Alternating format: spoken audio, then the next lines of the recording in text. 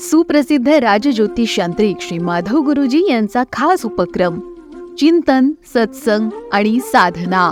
ओम सर्वमंगल मांगल्ये शिवे सर्वार्थ साधिके शरण्ये त्र्यंबके गौरी नारायणी नमोस्तुते. उदयोस्तु अंबे मात की जय. श्री सच्चिदानंद सद्गुरू श्री साईनाथ महाराज की जय. आपण सगळे नवरात्राच्या पर्व कालावधीमध्ये आहोत आणि सुंदर असं नवरात्र चालू आहे. प्रत्येक ठिकाणी गरबा चालू आहे आणि देवीचा उत्सव प्रत्येक ठिकाणी होत आहे. आणि तो उत्सव होत असताना म्हणजे की त्या उत्सवामध्ये सहभागी होत असताना आपल्या सगळ्यांना मिळणारा आनंद तो वेगळा आहे. हे शारदीय नारदोत्सव आहे. हा शारदीय उत्सवामध्ये, या शारदीय नवरात्र उत्सवामध्ये आपण प्रत्येकजण आनंद घेतो आहे आणि तो आनंद घेत असताना ऋतू देखील खूप छान होतो आहे. आपण सगळे त्याचा अनुभव घेतो आहे. असाच अनुभव घेत असताना आज आपण सत्संगामध्ये येऊया आणि मुद्गल ऋषी आणि बाप्पा यांच्या दोघांमध्ये चर्चा चाललेली आहे. एक एक कलेचं पूर्णपणे अंगीभूत करण्याकरता एक एक गुण बाप्पा पूर्णपणे या ठिकाणी मुद्गल ऋषींमध्ये रुजवतोय आणि तो रुजवत असताना त्या ठिकाणी मुद्गल ऋषींना एक एक गोष्टीची जाणीवसुद्धा करून देत आहे. आता धर्म या विषयाबद्दल पूर्ण ज्ञान मिळाल्यानंतर कर्म या विषयाबद्दलचं ज्ञान प्राप्त करून घ्यावं असं मुद्गल ऋषींना वाटतंय. आणि तेवढ्यात बाप्पा प्रश्न विचारतो की मुद्गला कर्माबद्दल तुला काय माहिती आहे. त्याच्या वेळेला कर्माबद्दल काय माहिती आहे म्हणल्यानंतर सर्वात सोपं उत्तर मुद्गल ऋषी त्या ठिकाणी देतात आणि मुद्गल ऋषी असं म्हणतात की कर्माने घडतो माणूस, म्हणजे प्रत्येक माणूस हा कर्माने घडतो. बाप्पा म्हणला मुद्गला अगदी बरोबर उत्तर दिलंस, कर्माने घडतो माणूस. पण तुला माहिती आहे का की प्रत्येक मनुष्याला जन्माला येण्याकरता 3 गोष्टी असतात. प्रत्येक मनुष्य जन्माला येण्याकरता 3 कारणं असतात. कुठली कारणं बाप्पा? पहिलं कारण म्हणजे की त्याचं कर्म, की त्याच्या कर्मामुळे तो जन्माला येतो. दुसरं म्हणजे त्याचं पाप भोगण्याकरता तो जन्माला येतो. आणि तिसरी गोष्ट म्हणजे त्याच्या वासना, त्याच्या अतृप्त वासना, त्याच्या इच्छा त्या पूर्ण करण्याकरता तो जन्माला येतो. या 3 गोष्टीमुळेच माणसाला जन्म मिळतो. मग तो जन्म मिळत असताना त्या जन्माचं सार्थक करायचं असेल ना तर मुद्गला प्रत्येक मनुष्याचा जन्म हा काही ना काही कारणाकरता झालेला आहे. प्रत्येकाला या सगळ्या गोष्टी दिलेल्या आहेत. प्रत्येकामध्ये पूर्णपणे प्रकृती दिलेली आहे. प्रत्येकाला मन दिलेलं आहे. प्रत्येकाला ज्ञान दिलेलं आहे. आणि हे सगळे अवयव प्रत्येकाला दिलेले आहेत. मनुष्याने त्याच्या शरीराचा वापर करायला पाहिजे. मनुष्याने त्याच्या बुद्धीचा वापर करायला पाहिजे. मनुष्याने त्याच्या मनाचा वापर करायला पाहिजे. आणि मनुष्याने संपूर्ण समाजाचा विचार करून प्रत्येक माणसाचा विकास कसा होईल याचा उपयोग करायला पाहिजे. आणि असा विचार करून या सगळ्या गोष्टी उपयोगात आणून संपूर्ण जनमानसाचं कल्याण करायला पाहिजे. हा कर्माचा नियम आहे. मग या कर्माप्रमाणे माणूस वागतो का? या कर्माप्रमाणे माणूस वागला तर समाज किती सुंदर होईल. आणि मग या कर्माप्रमाणे ज्यावेळेला माणूस वागेल ना त्यावेळेला मला जी कला द्यायची आहे ना तुम्हाला की शत्रूवर पराजय मिळवणं, मृत्युंजय म्हणजे मृत्यूवर विजय मिळवणं, ती मृत्युंजय कला मी तुला देणार आहे. ह्याच्या व्यतिरिक्त विघ्नहरण, समस्यापूर्ती ह्या ज्या सगळ्या कला मी तुला देणार आहे ना त्या कला फक्त कर्मावरती जास्त अवलंबून आहेत. कर्माचा शांतपणे विचार कर. प्रत्येक माणूस जन्माला येतो तो कर्मामुळे येतो. कर्माला बाप्पा जन्माला माणूस आल्यानंतर प्रत्येकाचं काही ना काही उद्दिष्ट असेल, प्रत्येकाचं काही ना काही ध्येय असेल. हो मुद्गला, ह्या पृथ्वीवरती असा एकही मनुष्य जन्माला येत नाही की त्याला काही कार्य नाही आहे. त्या प्रत्येकाचं कार्य घेऊन त्याला जन्माला पाठवलं आहे. मग बाप्पा ते प्रत्येकजण कार्य पूर्ण करतो का? नाही रे मुद्गला, तू बघ ना आता कितीतरी लोकांवर कितीतरी जबाबदारी आहेत, कितीतरी कामं त्यांच्याकडनं करून घ्यायची आहेत. पण त्यांना कुठे त्यांच्या मनामध्ये सुद्धा नसतात किंवा त्यांच्या डोक्यातही त्या गोष्टी नसतात किंवा त्यांना त्या समजतही नाही. मग माणसाला त्या प्रत्येकाला कळतील. हो बिलकुल, जर त्या दिशेने त्यांनी पाऊल टाकलं, त्या ह्याच्याने त्यांनी कुतूहल व्यक्त केलं, किंबहुना तो थोडीशी जरी जिज्ञासा बाळगली तरी प्रत्येकाच्या आयुष्याचं उद्दिष्ट त्याला कळू शकतं. आणि मुद्गला हेच तर प्रत्येकाला जाणून घ्यायचं आहे. ते उद्दिष्ट त्याला समजलं ना की तो त्या उद्दिष्टावरती पूर्णपणे तुटून पडेल. ते कार्य तो सार्थकी लावेल.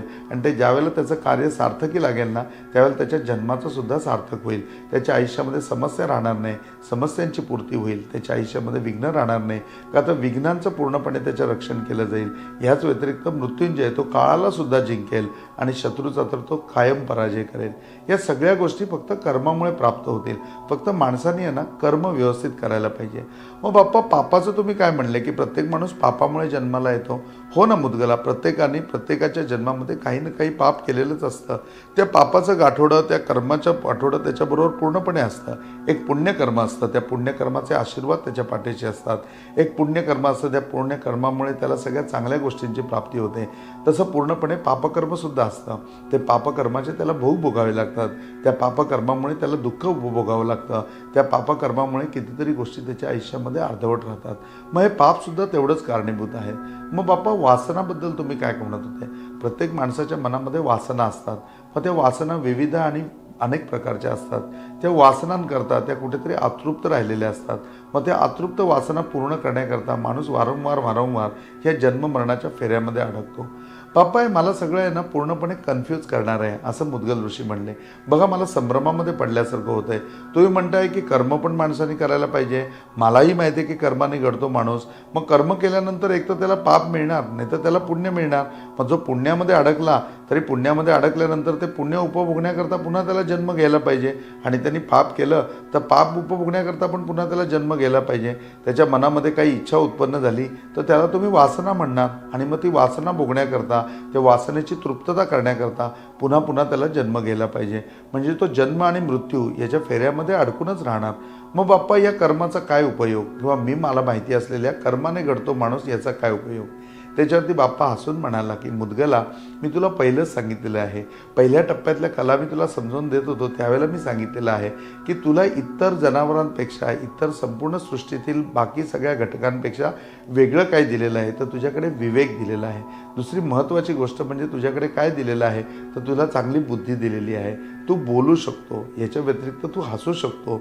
या सगळ्या गोष्टी तुला दिल्याच्या नंतर तू पापपुण्याचा विचार करण्यापेक्षा तू पुण्याचा पूर्णपणे विचार करून समाजाला पूर्णपणे जर घडवायला सुरुवात केलीस ना, तर जन्ममरणाच्या दारामध्ये तू अडकणारच नाही. तू जास्तपणे मोक्षाला प्राप्त होतोस. तू मोक्षाला निघून जातोस. तुला पूर्णपणे एकांत मिळतो. तू मोक्ष राहतोस आणि जन्ममरणामधनं पूर्णपणे सुटून जातोस. मग बाप्पा, हे पुण्यकर्म करत असताना हे प्रत्येकाच्या मनामध्ये काय इच्छा येत नाही? ही सद्विवेक बुद्धी प्रत्येकाला दिलेली असताना त्या बुद्धीचा माणूस का वापर करत नाही? आणि बाप्पा, मला सांग की विवेकी असून सुद्धा माणूस विवेक सोडून देतो. आणि हो विवेक सोडून दिल्यानंतर त्याच्या आयुष्यामध्ये पाप घडतं. दुसरं, त्याच्या आयुष्यामध्ये वासना अतृप्त राहतात किंवा त्या वासनांच्या तृप्तीकरता पुन्हा तो जन्माला येतो. मुद्गला अगदी बरोबर आहे, पण त्याच्याकरता आहे ना तुला कर्म समजून घ्यायला पाहिजेत. ज्यावेळेला तू कर्म समजून घेशील, ते कर्म कशाप्रकारे सजवायचं ते तुला समजेल. त्या कर्माचा तुझ्या आयुष्यामध्ये कसा वापर करायचा ते तुला समजेल. त्या कर्माचं ध्येय कसं साध्य करायचं ते तुला समजेल. आणि या गोष्टी ज्यावेळेला तू पूर्णपणे समजून घेऊन, पूर्णपणे तुझी सद्विवेक बुद्धी जागृत ठेवून, तुझा विवेक जागृत ठेवून तू कार्य करशील ना, त्यावेळेला ते कार्य पूर्णत्वाला जाईल. तुझं कार्य तर पूर्ण होईलच, पण तुझ्यामुळे अखिल समाजाचं पूर्णपणे कल्याण होईल. समाजातल्या प्रत्येक घटकाला त्याचा फायदा होईल. आणि या गोष्टींनी माणसाने विचार करायला पाहिजे. मग या गोष्टींनी विचार करत असताना बाप्पा मुद्गल ऋषींना अनेक उदाहरणं देत होता. आणि प्रत्येक उदाहरणामध्ये कर्माची श्रेष्ठता सांगत होता की कर्म कसं श्रेष्ठ आहे, कर्माचा दर्जा कसा वाढवला पाहिजे, कसा विचार करायला पाहिजे, कसा आचार करायला पाहिजे, आपलं कर्म कसं उठून दिसलं पाहिजे. आणि आपलं कर्म करत असताना आपण त्या कर्मामध्ये कसं स्वतःला रमून घेतलं पाहिजे, त्याच्या पापापासून कसं आपण मुक्त व्हायला पाहिजे, आपल्या पुण्याचा वापरसुद्धा लोकांकरता कसा झाला पाहिजे, आणि एक कर्म करत असताना जनांचं कल्याण कसं करायला पाहिजे. या सगळ्या गोष्टी बाप्पा मुद्गल ऋषींना क्रमवार एक समजावून सांगत होता. हे समजावून सांगताना अनेक अशा गोष्टी, अनेक अशी उदाहरणं बाप्पा मुद्गल ऋषींना समजावून सांगत होता. आणि बाप्पा मुद्गल ऋषींना समजावून सांगतोय त्यावेळेला पटकन आपण आज जाऊ राजा भोजकडे. आणि राजा भोजच्या आयुष्यामध्ये तो मघा कवी त्याच्याकडे आजसुद्धा येऊन बसलेला आहे. दोघांच्या मित्रत्वाच्या गप्पा चाललेल्या आहेत. आणि मित्रत्वाचा गप्पा चालत असताना राजा भोज माघाला विचारतोय की माघा, काय रे, कर्माचा एवढा तू सिद्धांत सांगतोस, प्रत्येक गोष्टीमागे कर्म आहे, मग कर्माचा सिद्धांत मला एकदा सांग ना, त्या कर्माचा सिद्धांत मला एकदा समजू दे ना, आणि त्या कर्माच्या सिद्धांताप्रमाणे कसं वागायचं ते पण मला कळू दे ना. त्यावेळेला मग मघा म्हणला की राजा, तुला माझ्या काही प्रश्नांची उत्तरं द्यावी लागतील. त्या उत्तरं दिल्याच्या नंतर कर्म कसं श्रेष्ठ आहे ना ते तुला ॲटोमॅटिक कळेल. मग राजा भोज म्हणला, विचार मघा, काय तुला प्रश्न विचारायचे. त्यावेळेला मघाने पहिला प्रश्न विचारला की बघ, तुझ्याकडे 2 असे आश्रित आहेत की ज्यांना तू काही रक्कम कर्जाऊ दिलेली आहेस, आणि कर्जाऊ रक्कम त्यांनी घेतलेली आहे ती परत बोलीच्या बोलीवर, म्हणजे ती परतफेडीच्या बोलीवरती घेतलेली आहे की या कालावधीमध्ये तुला तुझे पैसे परत देऊ. त्या 2 जणांना ते पैसे देता येत नाही आहेत त्यांच्या परिस्थितीमुळे, त्यामुळे ते खूप खजील झालेत. वेळोवेळी ते इकडे तिकडे लपतात, तुझ्यापासून दूर जातात, किंवा तुला तोंड दिसणार नाही अशी काळजी घेतात की जेणेकरून तू त्यांना हटकू नये, त्यांच्याकडे पैसे मागू नये. असं घडतं का? त्यावेळेला तो म्हणला हो असं घडतं.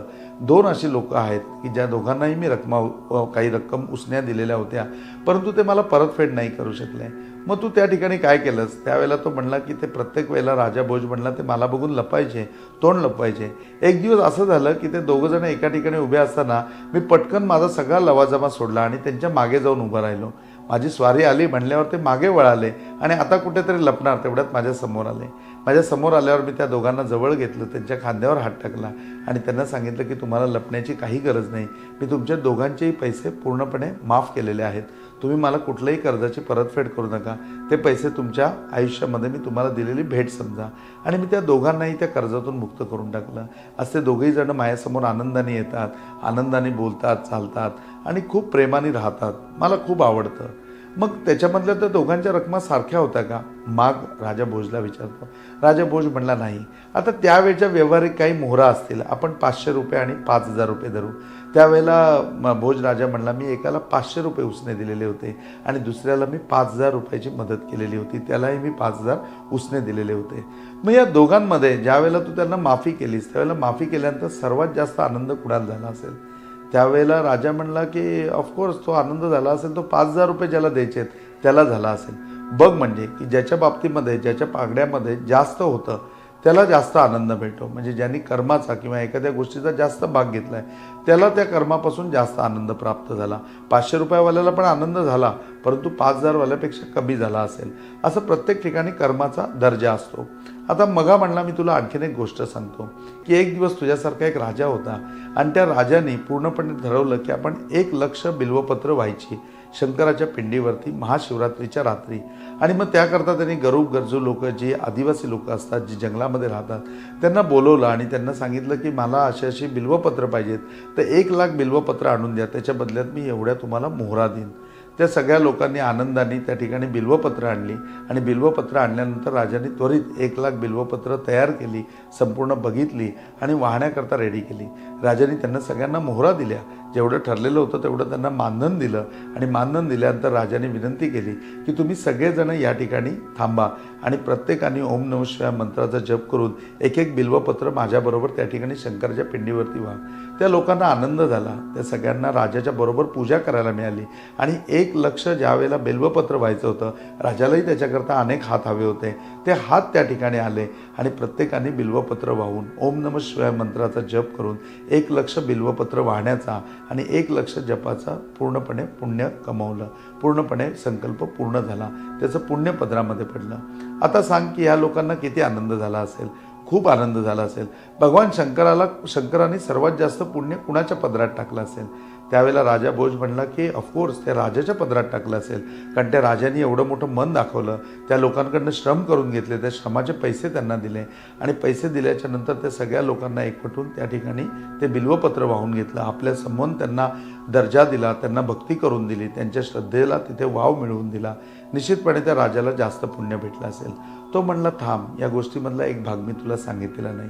ही सगळी बिल्वपत्र काढत असताना, त्या बिल्वाच्या झाडावरनं एक एक बेलपत्र खाली काढत असताना त्यामधल्या एका आदिवासाला प्रश्न पडला की अरे ही 1,00,000 बिल्वपत्र राजा वाहतोय आणि भगवान शिवशंकर त्याचा स्वीकार करणार आहेत म्हणजे, आणि या सगळ्या कार्यक्रमामध्ये मला सुद्धा पैसे मिळणार आहेत, मला सुद्धा याच्यामध्ये काही दक्षिणा मिळणार आहे, मला सुद्धा काही मानधन मिळणार आहे, त्याच्यामुळे माझी सुद्धा काही स्वप्न पूर्ण होणार आहेत. या कार्यामध्ये भगवान शिवशंकरांनी मला जोडलेलं आहे, म्हणजे किती मोठं काम केलं आहे.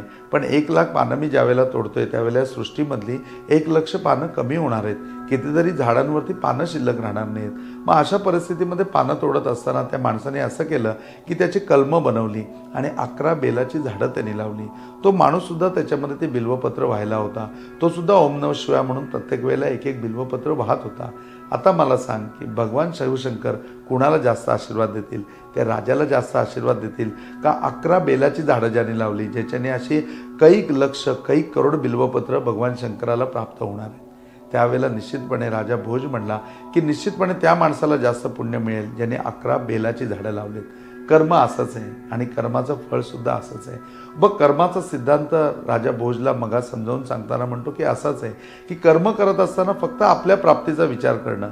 आज ज्या वेळेला राजाला फक्त 1 लक्ष त्या ठिकाणी बिल्वपत्र हवी होती, त्यांनी त्यांच्या कष्टाने ती मिळवली, त्यांचं मानधन सुद्धा त्यांना दिलं, राजाने मनाचा मोठेपणा दाखवला, आपल्याबरोबर त्यांना घेतलं. पण ह्या सगळ्या पाठीमागे कुठेतरी राजाचा स्वार्थ होता की 1 लक्ष बिल्वपत्र एका ठराविक वेळेमध्ये पूर्ण व्हायला पाहिजेत, ती वाहण्याकरता मला अनेक हात पाहिजेत. त्याचबरोबर समाजामध्ये सुद्धा कुठेतरी मला दाखवून द्यायचं आहे की देव सगळ्यांकरता समान आहे, तो राजाकरता समान आहे, तो आदिवासी माणसाकरता पण समान आहे.